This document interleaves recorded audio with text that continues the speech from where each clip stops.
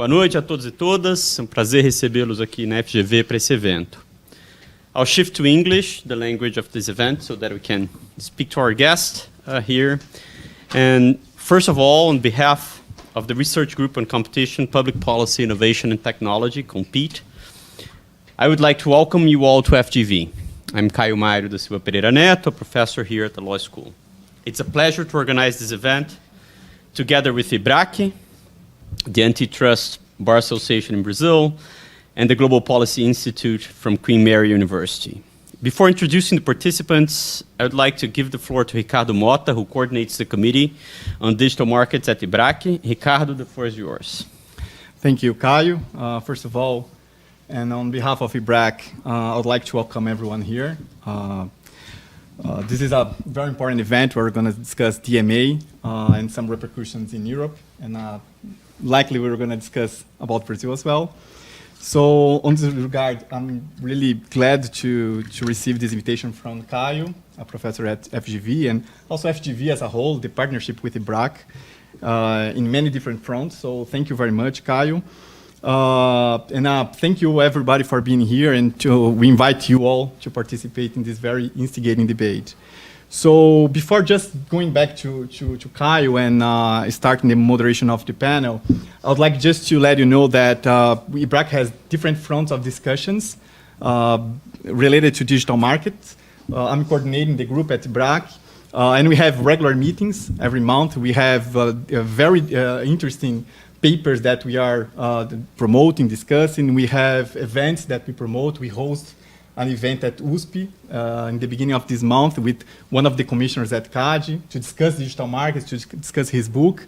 And we are being very careful in the debates regarding the regulations in Brazil, especially Bill of Laws that are under discussion in the Congress. So these are some of the matters that we are discussing at Ibrac, and we would like to invite you all to come on with us and discuss inside the Ibrac. So everybody that would like to participate, that like to receive an invitation, please just reach out to Professor Caio or reach out to me directly, Silva and the others. We're going to be glad to have you there.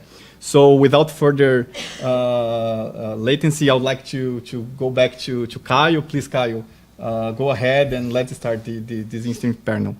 Thank you very much, Ricardo. I think it's fair to say that Ibrac is probably the most important think tank on antitrust and competition law in Brazil, and produces a lot of interesting papers and reflection. And I think, especially in digital markets, is being a leading group in this discussion. And thank you very much for the partnership with FGV, by the way. And like just to register as well that we have here Leonor Cordovil and Tony, Raissa, and people from Comppit that are participating as well. Who's a professor. Leonor is a professor here at the school as well. So we're here this evening to discuss the Digital Markets Act, the DMA, under implementation in Europe. Digital markets are certainly calling attention all over the world, and including in Brazil, but Europe is certainly leading a lot of the discussions. And difficulties in enforcement and some perception of type 2 errors or false negatives in recent years have resulted in a political push for ex-ante regulatory powers, where there is no need to prove a specific infringement in order to intervene in some of these markets. In this regard, DMA is probably the most important regulatory initiative regarding digital markets underway worldwide. It's the first large-scale attempt to deal with big tech using ex-ante regulatory tools and attributing wide powers to the European Commission on this matter. As any major initiative, it's also very polemic. So some argue that it's well overdue and maybe even too little, too late. Others argue that it's way too much and may lead to type 1 errors with overbroad interventions that may reduce innovation and distort competition in important markets. So we're here today to go deeper in this discussion, trying to understand how this new regulation will work, what are the challenges, and what are the potential pitfalls as well. With this very brief introduction, I'm happy to present our speaker and 2 commentators for the evening. And I'll start with our speaker, our guest, Professor Yannis Kokoris. Professor Kokoris holds a chair in competition law and economics at the Center of Commercial Law Studies at Queen Mary University of London in the UK.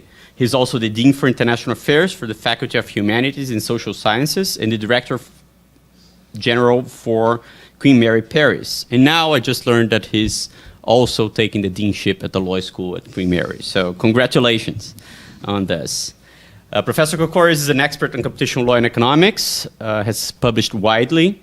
His main research interests span in all areas of competition law and policy, including comparative competition law and economics, and policy focusing on the EU, the US, BRICS, and Asia.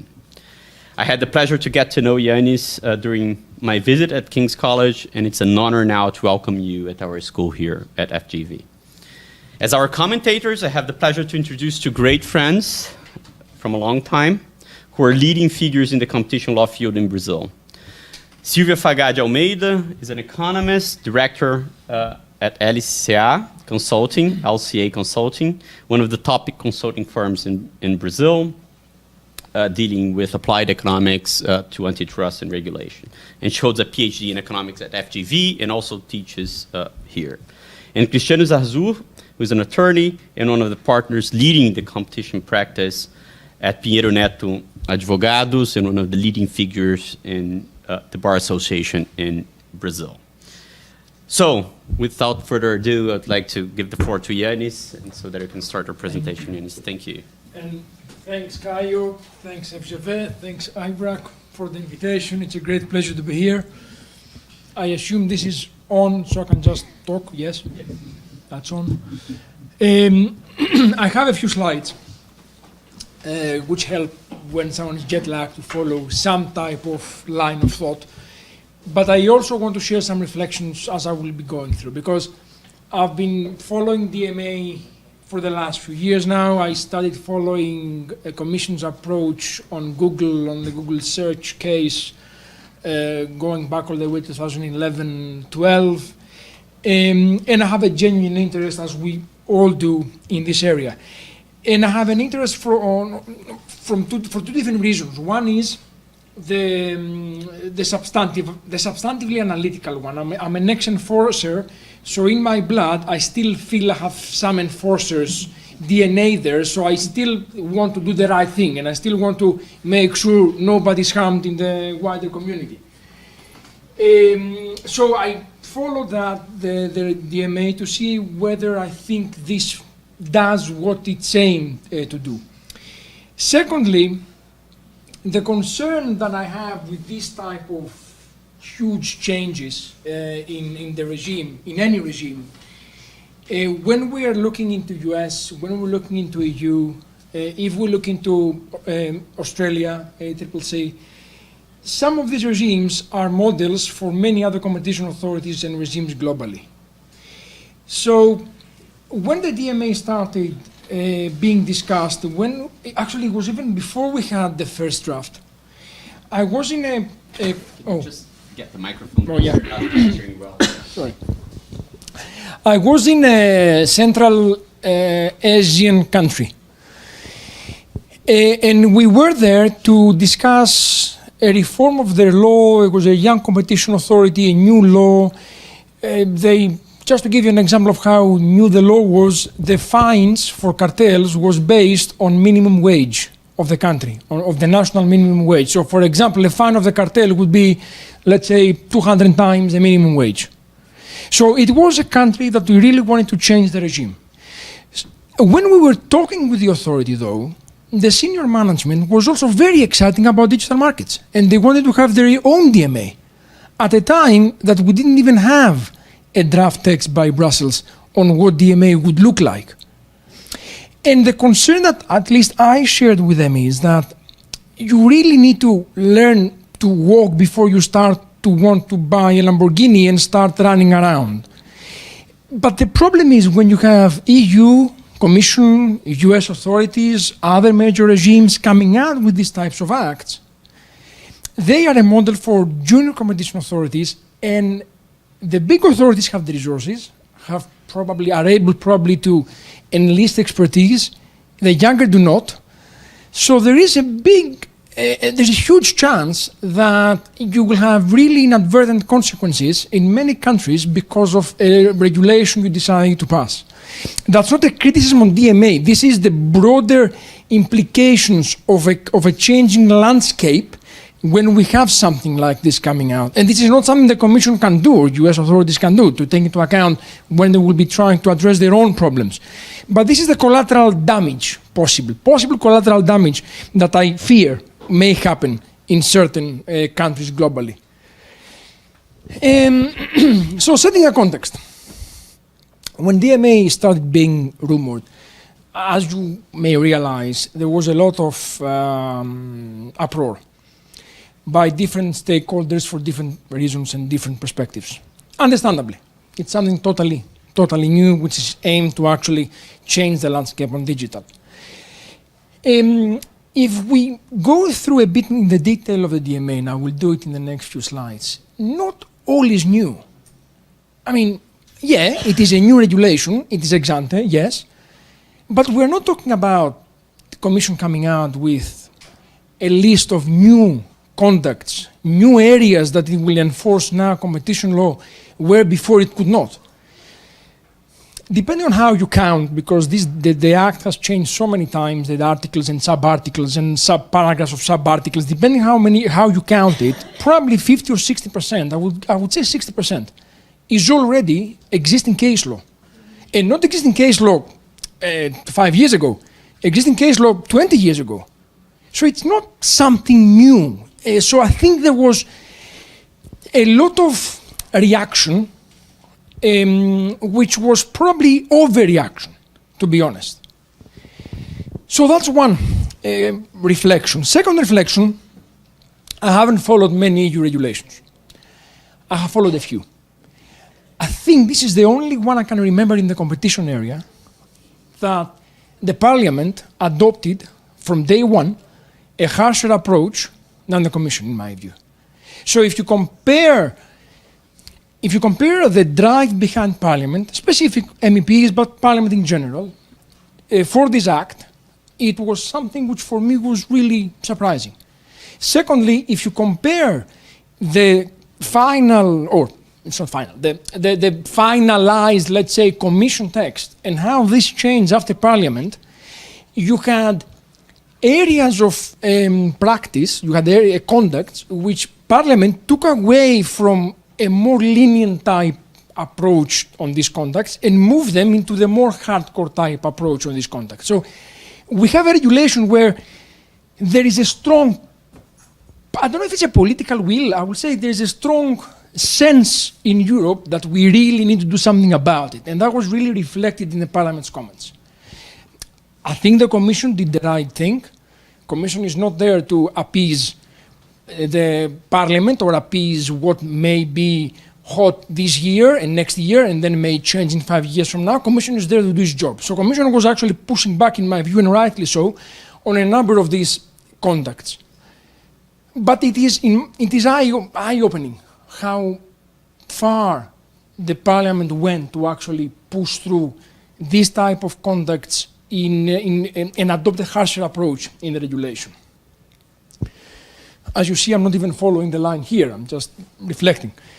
Another consideration I see, Commission is not a regulator. Sorry, let me rephrase this. DG Comp is not a regulator. And DG Comp has to actually enforce this. Regulation economics and competition economics, they're similar. They deal with the same type of broader issues, but they're not the same. I'm a competition economist. I cannot do regulation economics.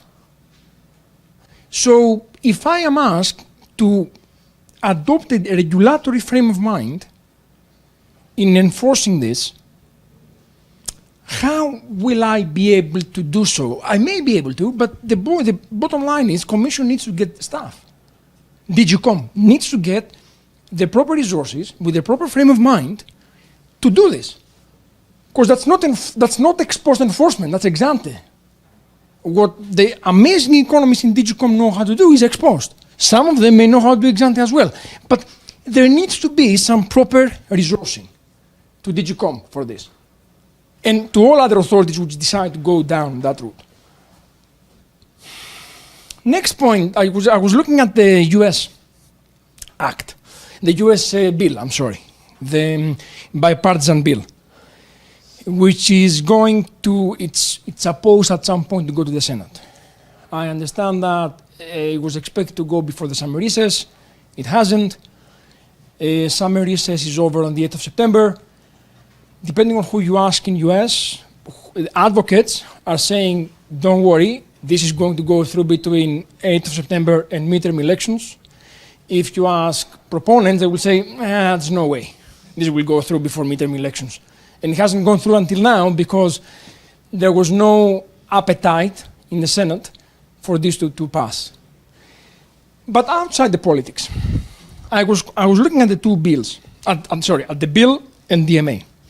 I think the US is clearer, is narrower, much narrower, so that's a drawback there possibly to be discussed. But I was reading the US bill and I understand what it says in English. I was reading this bill, some of the articles there. I'm not native English speaker, as you have realized, but I've been in UK for many years. I think I can read and understand.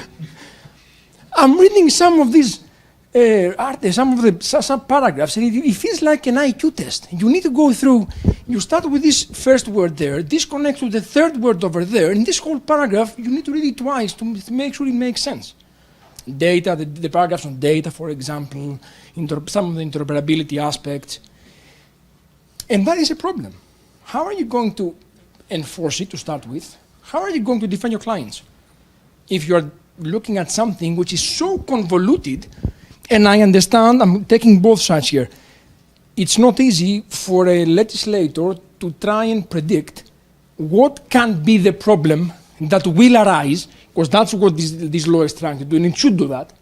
What can be the problem that will arise that I need to preempt with this law? It's not easy. But I think the US, it is narrower, which helps being more succinct and clearer, but the way it's drafted, I think it's easier to understand. It may never become law, we'll see. We'll be here to actually discuss that if necessary.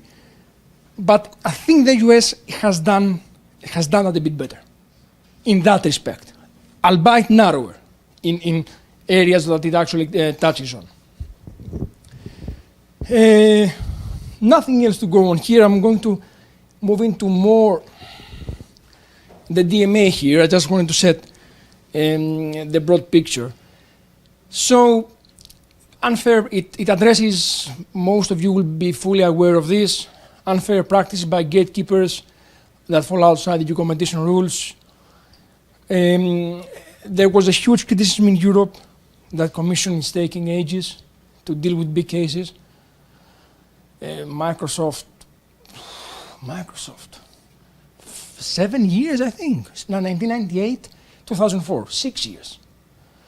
Google, I think, complaint was 2010, if I'm not mistaken, on search. Decision was 2016, 6 years, 7 years. I think Google maybe be slightly longer.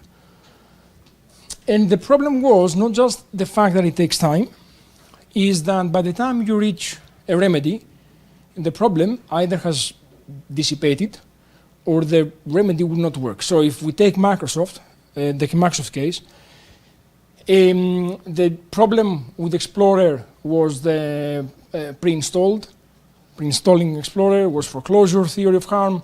So Commission came up with a very clever actual idea at the time, and I think it's still something that the authorities will use. The choice screen. So if you ever bought a laptop in Europe or a PC in Europe after Microsoft, when I was setting up the PC, I would get a choice screen for what Explorer I also wanted to download. Problem seemed to be, though, by the time this happened, Explorer was losing market share anyway, and the remedy did not change anything. So you have a remedy there which may not work. And that's not just in the big tech sector. If you consider utility regulation, utility cases, you have many types of remedies in utility cases, competition remedies, which do not really work because of the consumer behavior. So it takes long, and the remedies may not work. So that's why, that was, I think, the main driving force behind having an act like DMA. And I think the Commission tested the waters with Google search, Google shopping. I call Google search Google shopping. With Google shopping.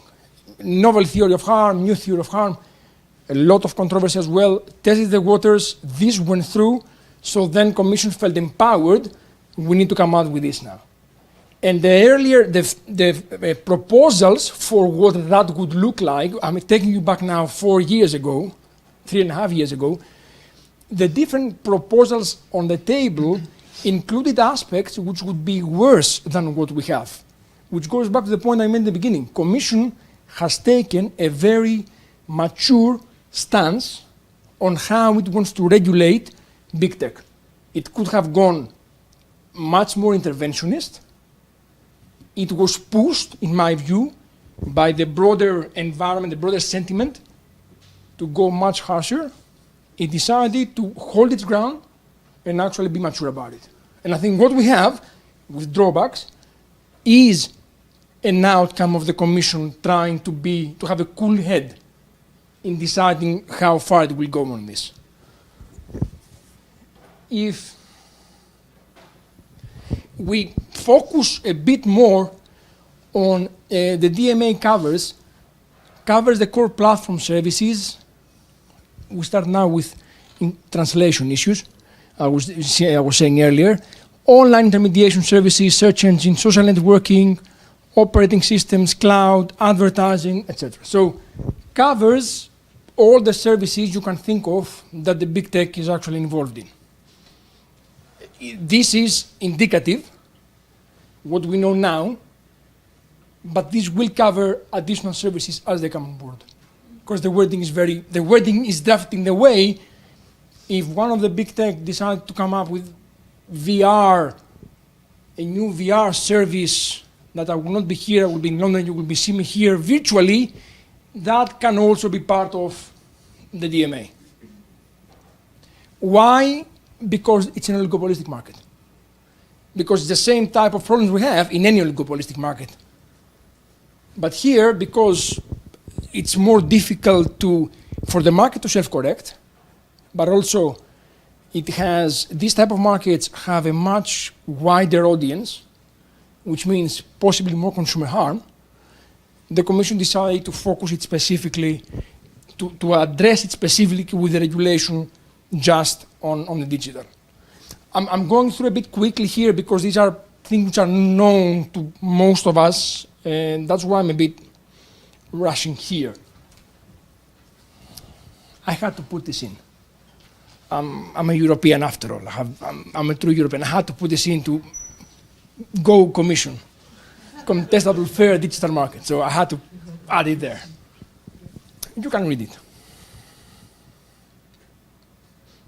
I'm not sure if DMA will achieve all of this, or any other regulation in any other country, but it's a good aim to have. A gatekeeper has received so much attention. How long is a piece of string? Is the numbers right? Is that the right turnover? Should we be looking at turnover? Should we be looking at users? How do we cut it? How do we define who is a gatekeeper? The US bill has followed a similar approach to the covered platform equivalent, with trying to determine users. There was a lot of discussion prior to DMA becoming law. Actually, it became law. And there was a lot of advocates who were trying to change the definition of this, try to change the criteria of this. I think and there was also a criticism that the Commission drafted this in order to single out certain companies from certain countries in your neighborhood, broader neighborhood, let's call it. I do not know if that's the reason why they drafted in the way they did, but I can definitely see why they feel that these companies have the capacity to actually create competition problems, so they drafted these rules in a way to actually focus on this type of companies, not Europeans, which by default are smaller anyway. So, in principle, the law will apply to a European company, if it ever becomes like the ones that we're talking about. The fact that it only focuses in practice on the big tech which are not European anyway, I don't think it is because the Commission was trying to be territorial, I think is the word, in this respect. But there was a lot of discussion whether they should the criteria should change because A, they were not accurate enough, they were not representative enough of reality. They were not representative of reality in the proponents' view of changing them. And secondly, because they felt that they were discriminatory, to use a better word. But nothing much came out of this fight. The obligations that gatekeepers have are listed in 2 articles, Articles 5, Article 6. I've read so many times these 2 articles. I can even tell them by heart now. Repeat them to you by heart. Article 5, in my view, is what we would call a hardcore list of contacts. So if you are within Article 5, good luck trying to actually come up with a defense to argue you should not be doing, you should be doing what you are supposed to stop doing. Article 6, I love the title of Article 6, which are contacts which are susceptible to further clarification. What kind of title of an article is that? I understand that the Commission there is trying to say, look, we cannot shoot everything because some of these conducts may have a very good reason for existing. And here you go, companies, come and tell me why these conducts should not fall within Article 6. So the way I see Article 6 is like an enlarged list of efficiency defenses, much larger than anything we've seen in any other regulation, any other law in competition. Because 1013, EUMR, mergers, efficiency defense is very small, very vague type of things. Here you have a whole list. Now the problem between the 2 articles is data is mentioned in Article 5, data conducts are mentioned in Article 6. Where is the line? Where does the line stop from an enforcement point of view? Because some poor person in DG.com will actually have to enforce this thing. So where will the lines, where will the boundary be? I'm not a technical expert. I hope technical experts will be able to give answers to this. Because a lot of this is very technical, also the way it's worded. So I hope the Commission will have the assistance, the objective assistance, of technical experts to be able to guide them through how they can address some of these practices. On the data conducts that I mentioned, there was a lot of discussion how intrusive this is. Can big tech ever use data again of customers, of users? And Commission again there was pretty mature. Commission says that you can use data as long as you have GDPR approval, in effect. So yeah, if I give my consent, the company can still use my data. Goes back to the point I was making earlier, it goes back to the consumer behavior. Will I give my consent? I'm not sure how many of us, when we receive this annoying window, give consent. How many of us have given up trying to say no? The point is, unless we say no, then this is useless. Not the whole thing, this particular paragraph. Could the Commission go and say no data usage, full stop? That would be probably a bit too much. I don't know. I'm just putting questions out there. So the Commission, I think, has been quite balanced in this.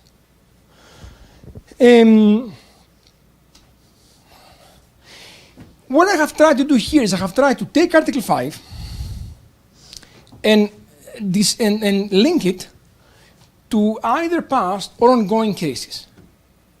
Why? Because in spite of the initial surprise of the legal business investment community, economic community, not everything is new here. So if we take, for example, not combine or cross-use personal data, you had a case, you have a case, you had a case and you have a case already.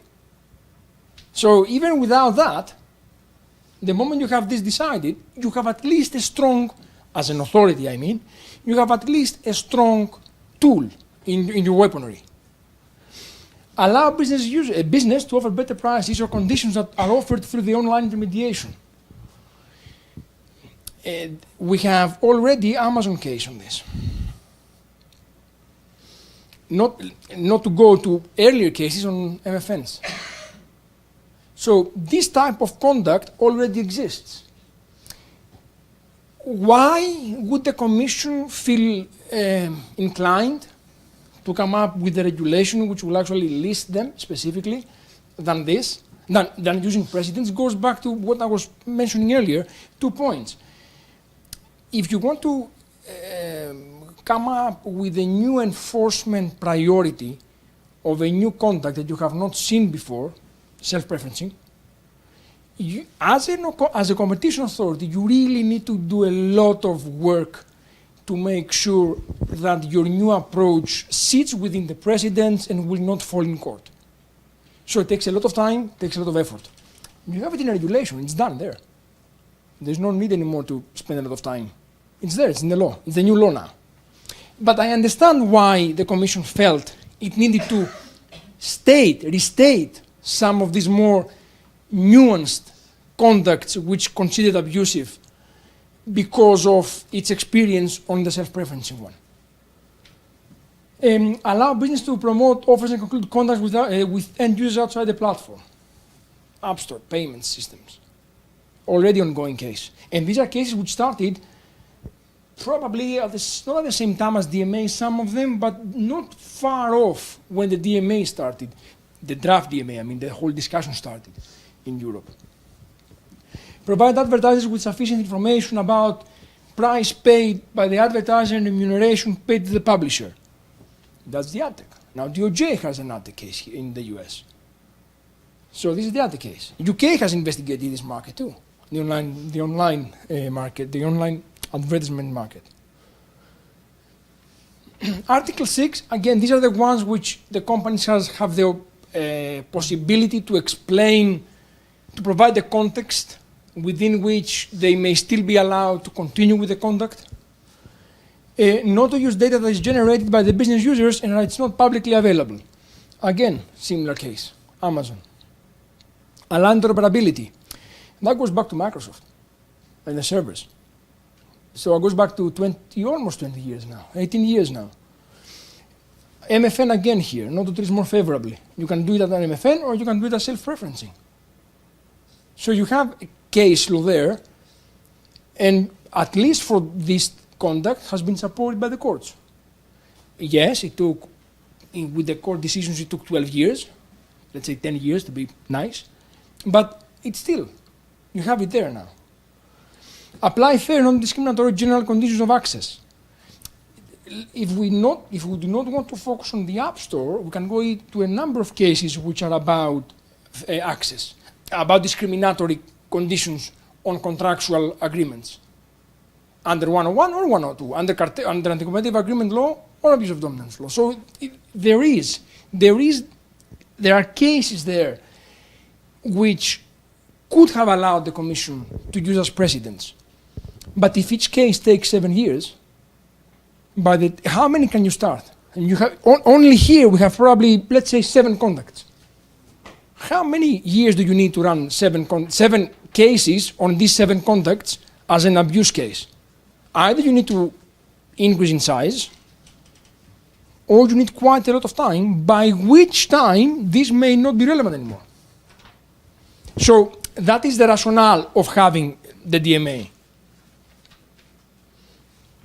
On mergers, inform the Commission of any intended concentration, irrespective of whether it's notifiable to the EU member state. Again, a very balanced approach here. Because there was a lot of discussion that from the one far extreme in my view, gatekeepers should not be allowed to buy any startup at all, full stop, to all the way to the other end, let's do nothing about it. I think that's a very balanced view. Create some uncertainty because you notify the Commission. I do not know if the Commission will, if you can expect a response of the Commission saying you are clear. They cannot, I don't think they can say you are clear. Will they say that you will not need to notify? I really do not know that point. Maybe they will actually say you do not need to notify. So I guess at least you have some certainty that they will not come back haunting you at some point after the deal closes. This is exactly what the gatekeeper will have to do. DMA does not provide substantive assessment guidance, but we all understand that this will be the standard substantive rules we have in EUMR. Nothing will change there. So this first sentence is the criticism that I always hear outside Europe. How can you, Commission, be the prosecutor and the judge? I respect the concern, but it's not just Commission which actually is using that system. I think, I may stand corrected, but I think it's the minority of authorities, of jurisdictions which are using a litigation system. So I think this is the standard model that we have. And it's difficult as a competition official to always know better than the company when you are not the company. And when you can be, no matter how hard you try, and how many different views you will get, and how many data you will get and evidence from different parties, you always think, okay, what am I missing here? Am I missing something here that is not being shown to me, or I don't have the capacity to understand because we're talking about a very technical subject? So I feel more sorry for FTC and DOJ that they have to litigate as an enforcer, although I also understand the other aspect which says, okay, but at least they have to prove any far-fetched, crazy idea they wake up with. And you, Commission or whoever else, don't have to until you go to court, and then for 3 years from now, at least.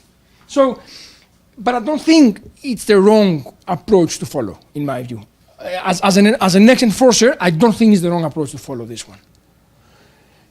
DMA, I say there, is expected to uniformly address, I should have probably written it, is hoped that it will uniformly address issues from different settings. I still feel there is a big challenge ahead of the Commission, and I still think it will take probably 2 years to have some first sightings of how the Commission will deal with these issues. I know for a fact there are a number of law firms which are about to press send of a complaint based on DMA, both in UK and Brussels. But we will need to wait to see how the Commission approaches this, how it prioritizes them, what they prioritize, how they go about it. A list of prohibition obligations is rigid, might not address future developments. Okay, but that is, I put it there because it's a criticism, but I fully understand that you cannot always address future development. That's why the law is drafted in a way, the DMA is drafted in a way that's a bit difficult at times because it's trying to predict what may happen and how we may be able to preempt it. But it will not cover every possible new issue in big tech. Quantitative criteria for gatekeeper, that was again the concern that might be misleading. It is a concern that has been raised. I have it there because it's a concern that has been raised. I I do not know if that's a valid concern. I have it there because this took a lot of attention, this point there. And lack of a clear efficiency defense, because again, Article 6, if you have time at some point, read Article 6, just once. You don't need to read it anymore because it's bad for your health. Read it once. See what you understand out of it, the way it's written. So it's not, here are the criteria based on which we will accept an efficiency defense. This Article 6 is, here is what you could argue, these are the conducts that you need to come up with an argument why we should allow you to do that. 1013, EUMR has the criteria there. Article 6 does not have the criteria for assessment. Only says, for this type of conducts, we will be nice. Come and talk to us. And on that, obrigado.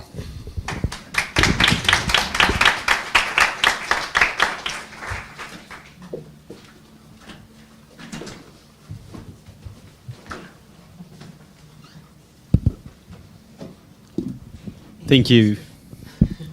Thank you, Yanis. This is a very interesting presentation. I think it brings a lot of food for thought. And I'd like to give the floor to Cristiane Zarzour for her comments and questions so that we can have some interaction here. And then afterwards, Silvia, and then can open for Q&A. Thank you, Caio. Thank you, Yanis.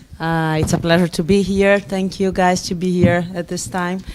So I think that it's a consensus that there are a lot of things that we don't know, right, Yanis, with respect to digital markets. So what I made some notes here, and as you mentioned, with respect to DG Comp, CADE is not a regulator. So our antitrust authority is not a regulator. So regulation in Brazil is being made by regulatory agencies, always. Of course, we have some cases in digital markets that have been analyzed by CADE and are being analyzed by CADE. Many of those that you quoted there are also being investigated in Brazil. Until very recently, CADE was, by means of its chairman, Alexandre Cordeiro, sustained that there was no need to have specific regulations or a new regulation to implement or to bring new rules that would be specifically applicable to the review of cases in digital markets.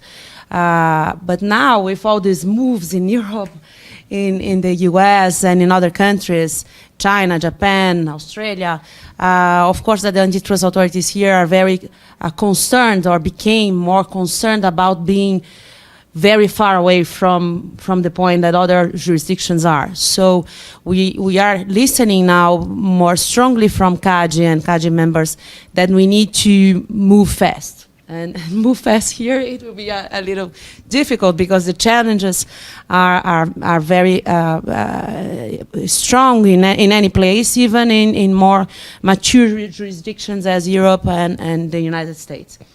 But here is where we are. So we are looking at these moves, and our impression is that Europe now will inspire CADE, as you said in the beginning, and other younger jurisdictions to implement rules to regulate digital markets.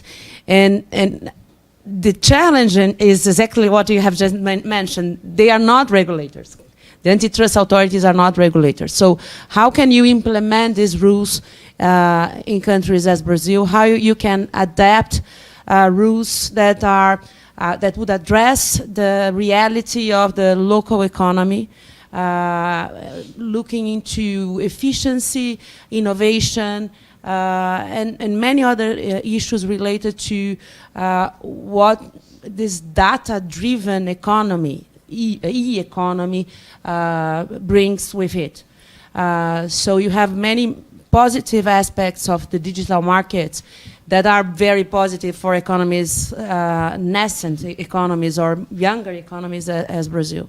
So this will certainly be a challenge for us. Let me look in my notes here.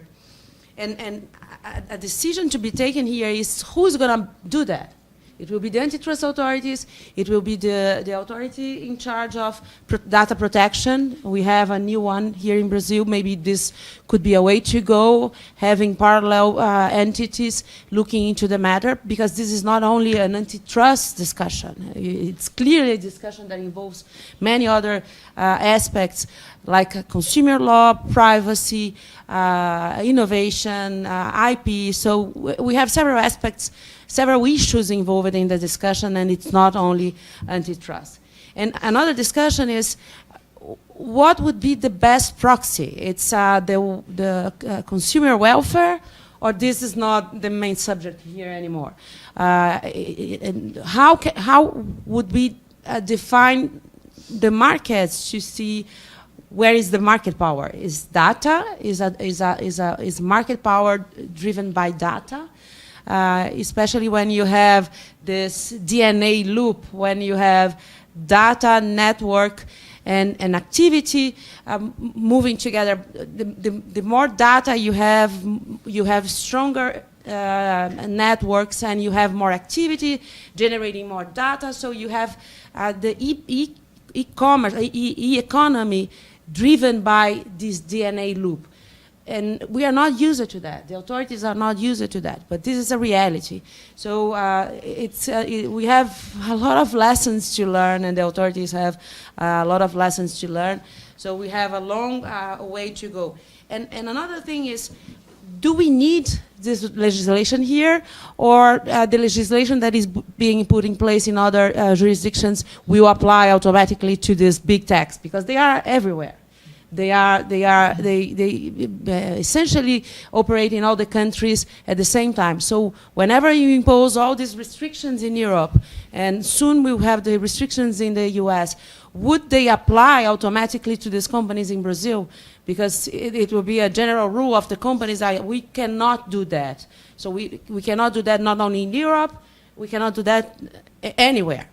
Or would these companies be able to implement practices in Brazil and in other countries that do not have the regulation, because here they will be more free to continue to do their businesses in the way they have ever done, because there is no law and there is no penalty.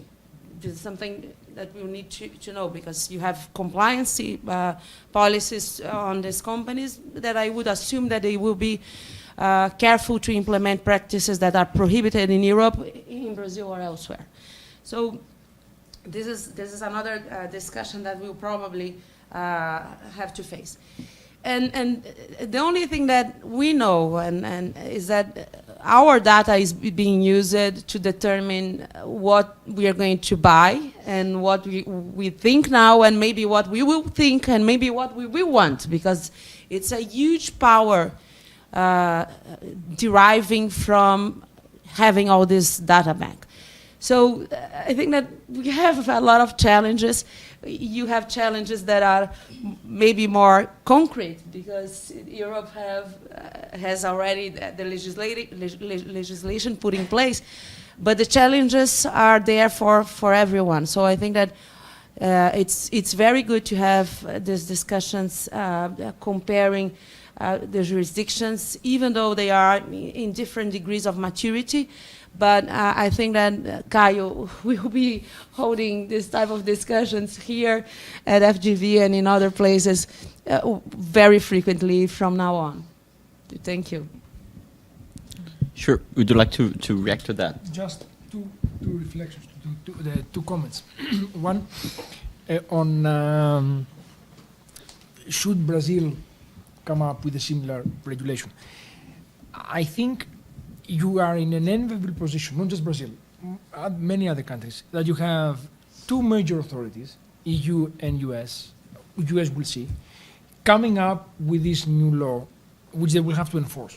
Mm-hmm. And they will make mistakes, as all authorities will make mistakes when they enforce a new law. So there will be a new equilibrium in a few years from now of how our competition enforcement regime will operate with DMA. So DMA will be something like EUMR was 30 years ago.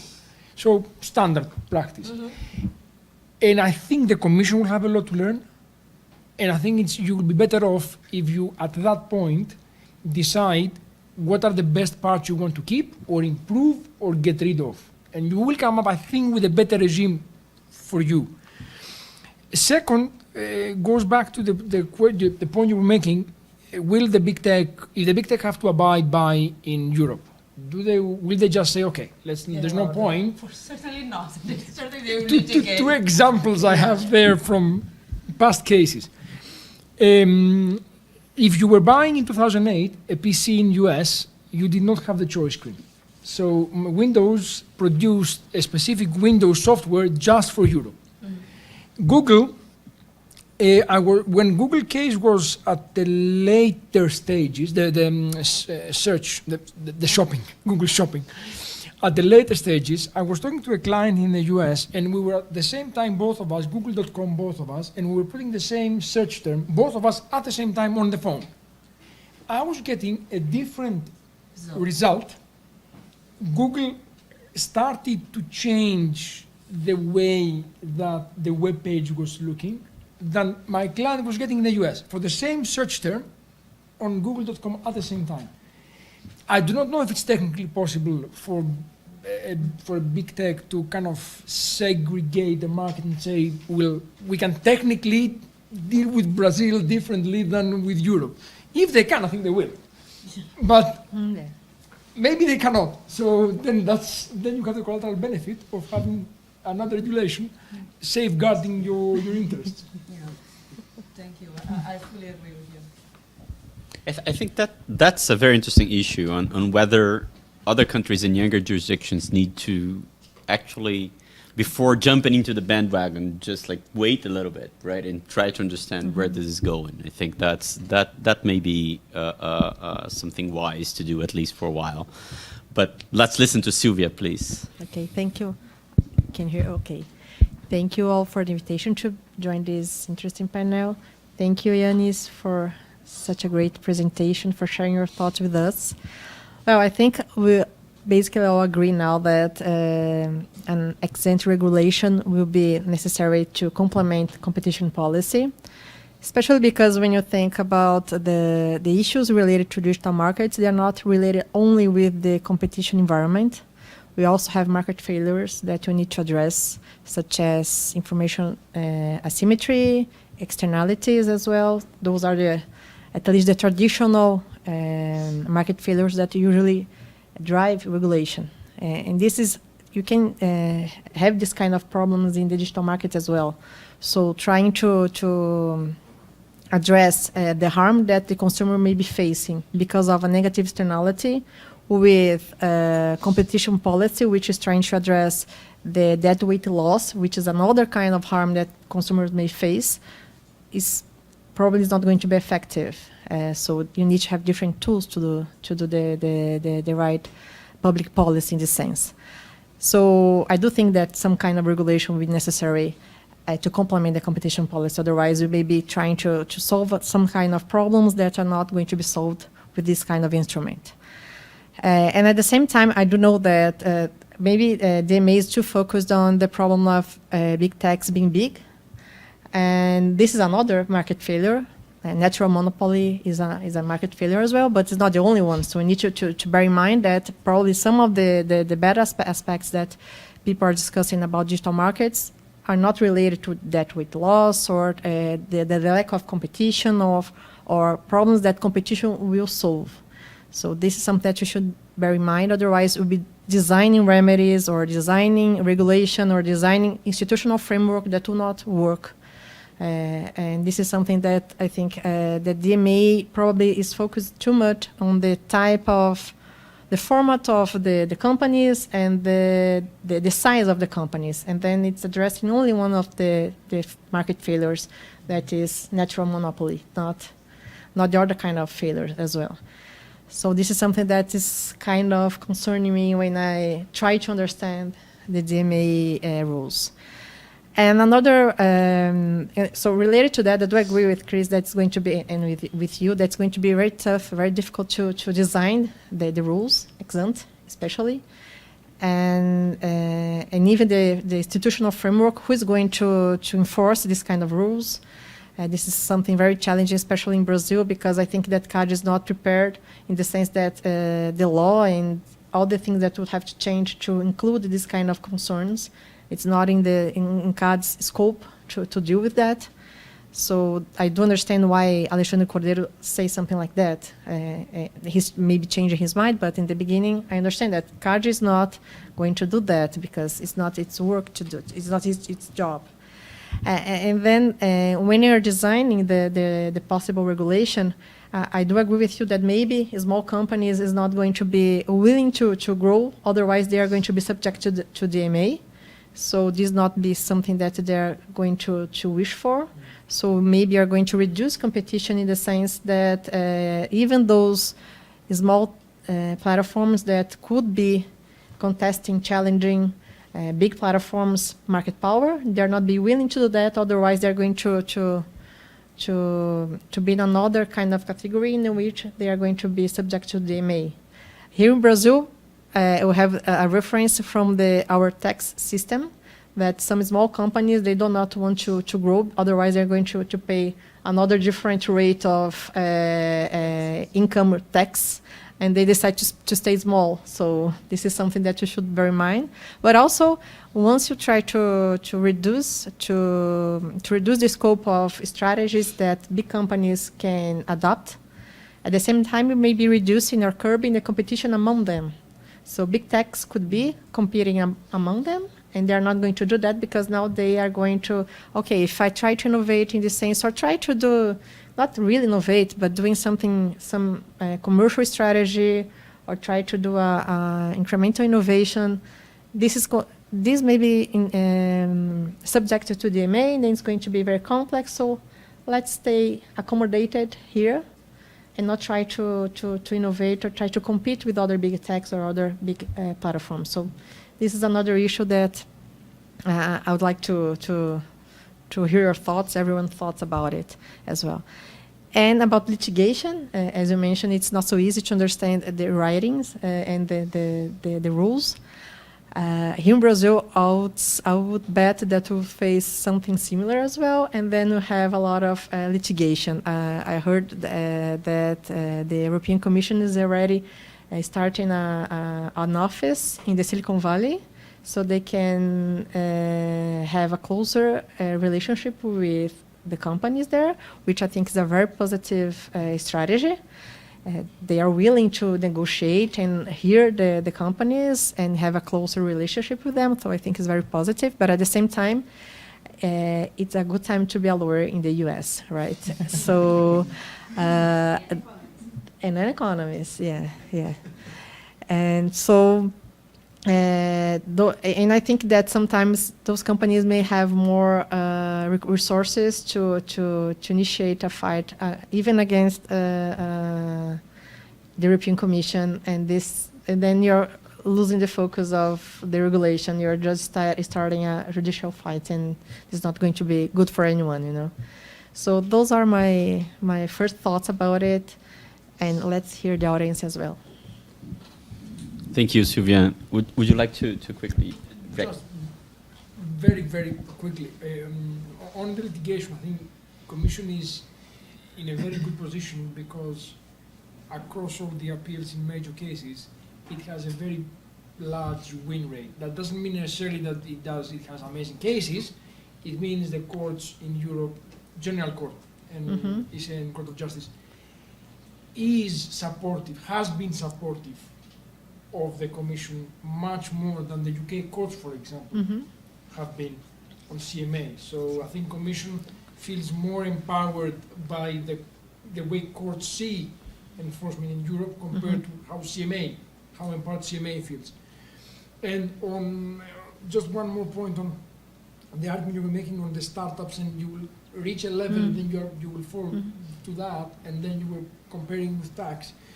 That is a concern. What I would hope is that this group of firms will be small. The group of firms that will decide not to go, that would be able to reach that level, and will decide not to, because I would hope this is more.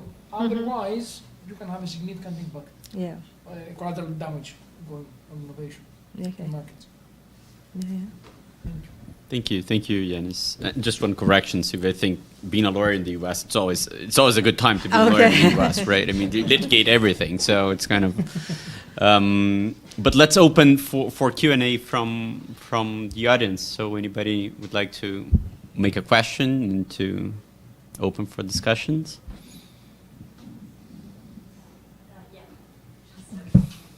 Oh, just a second.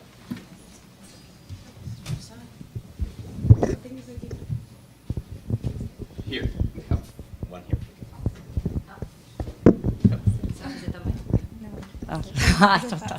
I thought that you would ask a question. So, first, thank you very much, Caio, for bringing a professor here. It was a wonderful presentation, and thank you very much for the opportunity for us to have you here, and also for Silvia and Cristiane and Ricardo, my partner, for the debate. So my question was more related to what Silvia has just mentioned regarding not litigation itself, but I heard, we've read a lot of criticism, obviously from lawyers and from papers, and what I saw is, I don't know if it's true, but that the DMA, as it is, opened less doors for possible negotiations from the companies with the Commission than comparing to the framework that we have now. So if we compare how it is, like a proceeding, the companies have more space now to negotiate and try to find a solution than what they will have in the future. So I would like to hear from you if you agree or not. Thank you. That's an interesting view, because the way I read the conduct under Article 6, it's the way I read the title of Article 6 is the Commission inviting comments to come up with, come and discuss why you should still be doing what you're doing, why you should still be using data from different services, for example, and persuade me that it makes sense. I think, in my view, Article 6 opens up quite a lot of, gives quite a lot of room to big tech to go and discuss. And the Commission, in my view, shows it has an open mind to understand. Now, what the Parliament did, took some of Article 6 into Article 5, but that's not the Commission's doing, that's the Parliament's doing. Mm-hmm. But we still have, though, an Article 6 there with some conducts which the Commission says, come and talk to me. What I do not know, I think a technical expert will be able to tell us more about it, is whether what is left in Article 6 is actually of any value. Because if what is left in Article 6 are conducts which are anyway not something the companies would do, or not something they not do technically, or would not do from a profit point of view, then Article 6 is just there as a facade. And that I do not know, though, because I cannot assess whether what Article 6 says, these conducts are important or not for the companies. Can I just add, in the same line of Leonor's question, do you think, because it sounds as if there is a presumption of violation, and because the burden of proof is on the company, so you made something wrong. You have to prove to me that I'm wrong, I'm the Commission. So do you think that this is it? I mean, Can I add Yeah. just one thing here? So this is exactly the road I took, and I would like to honestly ask you, Professor. You presented a very interesting idea of both articles, and I had the privilege of listening to some European professors in the last month trying to explain the DMA. And each one has his idea and reading, and because it's pretty new and you don't have precedent, so it's quite fair to have this divergence in the readings of the articles. And Article 5, my understanding from what you presented, we are switching from a rule of reason approach to a per se approach. Is that fair? And Article 6, we are switching from a burden of proof on the Commission to a burden of proof on the companies, on the big techs.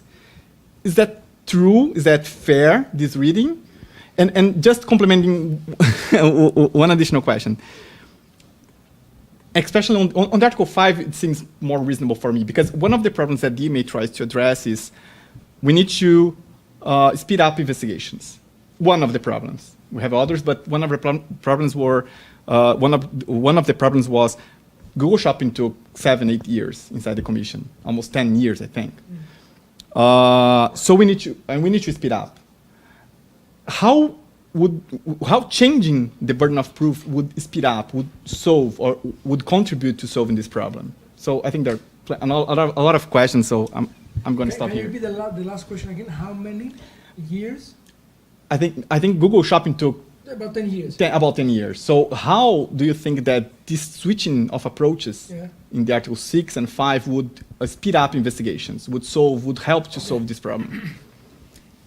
The first comment I wanted to reflect on is you get 3 professors and you will get more than 3 different views on the same topic. So it's like economists, you have 3 and you have 4 views. Yeah? No, academics, I think we can multiply more. We can multiply geometrically compared to economists. Academic economics. But on the substance, let me start with the latter one. How many years do I think it will take? I think it would be a huge failure if enforcement of DMA takes long. Now, how long is long? It's difficult to tell. What I would expect, what I would hope, let's put it that way, what I would hope is that once Commission receives a complaint and decides it needs to invite the company to come forward, within a year and a half, maybe, if we go more longer than 2 years, then what's the whole point of having a regulation? It's still not 10, but 2. Then the question is in these 2 years, is the Commission going to be late, or is the parties just stalling? So there is I have not seen any procedural guidance. How are you going to enforce DMA in practice? But I think if it takes anything more than 2 years, in my view, from starting a case against completing a case, taking into account, which is your first question I will come on to, the burden of proof, the weight, I think would be way too long for a regulation. What I do not know is how long due diligence regulation cases take. I have not followed that area too. I don't know how long it takes for Ofcom or for FCC in the US or for your regulator here on telecom to assess a case from a regulatory type perspective.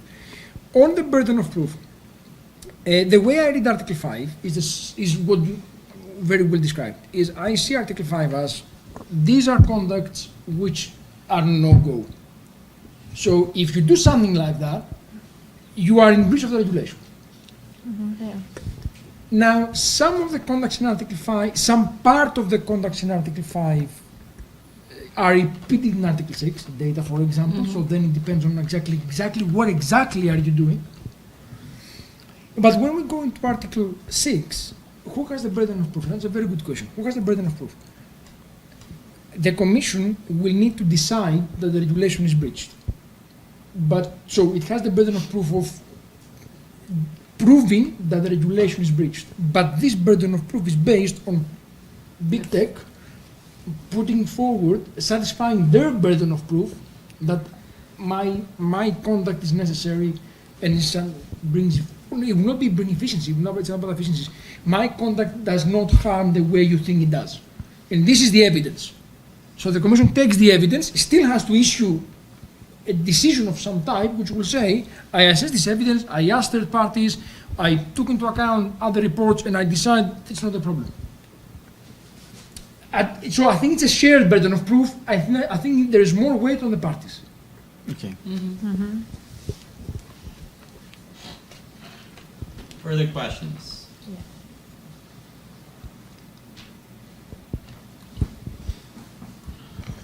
First of all, I would like to thank everyone for the discussion and presentation. I'm still at the very first year of law school, so I don't know basically anything about regulation. But I would like to know how the Commission is concerned about drawing the line between propaganda and advertisement, for it may induce to the most diverse economic relations and concentrations and competitive problems. For you are always influenciating someone else, but when it passes from advertisement to propaganda, and it's harmful to society. When you started your question with propaganda, I thought your question would be, how can the Commission be sure that it's not affected by a propaganda approach against or in favor of DMA or any other area? Not that there has been one, but I thought that's what you were asking, but it's not. So propaganda versus advertisement, that's not what DMA deals with, that's DSA. So Digital Services Act is going to deal with parts of propaganda and misleading advertisement. But there is also, at least in Europe, I assume the same here in many other countries, you have unfair consumer laws, they may be called slightly different in different jurisdictions, which deal with misleading advertising, for example. Consumer protection. Yeah. So I think that's a more consumer protection aspect, and that's DSA, that is not DMA. It's still part of DSA, it will still be enforced by the Commission, but in Europe you also have most, I guess, countries also have the ability to go against this type of conduct. In some countries, the competition authority which does it, like in the UK, and maybe in Spain, I'm not sure. In some others, that you can either go to court directly, or there will be other authorities, there will be consumer agency who will be dealing with this type of aspects. And there's no propaganda in Europe, just to state that. Any further questions? Can I ask a question? I thought it was very interesting, the table that you have assembled, like comparing the conduct and the investigations. And I think it shows like the urgency that like the Commission identified the problem and they want to deal with this. And my question, I don't know if it's working. Yeah, it's working. Yes. And my question is that, to me, it also shows that there is some sort of like overlap between competition and the DMA system. And especially because many of the investigations that you've shown have not reached final decisions. So, and especially when it comes to the Article 5 context that you've shown that has like little room to present defenses, actually it has no room to present defenses. These types of like contradictions between the decision that, I don't know, if the court reverts some of these decisions, this can be very interesting to see how it's dealt like between those two systems, and how do you think this overlap can be solved? That's an excellent, that's a point which I hadn't thought of. Let me start with your first point on the comparison between the cases and the areas. You're right, some of these cases are not decided yet, most of these cases are not decided yet, but if we look at past Commission's practice, if the Commission reaches a stage to initiate an investigation and advance an investigation, it is very unlikely that the Commission will not decide against the company. The Commission launches, they will come public about an investigation, they will actually proceed to the stages that they are now. If they feel confident, they will issue a decision against the companies. So I don't think we will see Commission dropping any of these cases there. But if they go to court and the court shoots it down, then that's an interesting question. Because if the court shoots it down based on substantive issues, not something that the General Court and ECJ and Court of Justice have done many times, but they have actually changed their approach on some substantive aspects, then what does that tell for the same conduct as part of DMA? I think what I would say if I were in the Commission and I had to come up with a safe-facing argument is that this case fell on substantive grounds within a specific factual context.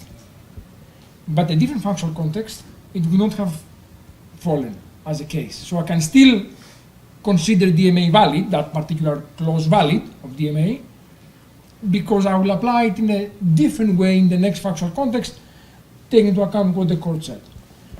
But it will be surprising to see if the court starts rejecting a number of these cases of DMA, for example, sorry, let me go back. If the court starts rejecting these cases which are outstanding now, this will be a blow to the DMA effectiveness in my view. And I also want to see what will happen if the court starts rejecting, annulling DMA decisions. What will happen then? Not very likely scenario to see, by the way, just because of how European General Court and ECJ have been operating until now. But you never know. Yeah. Can I just have a follow-up? Go ahead.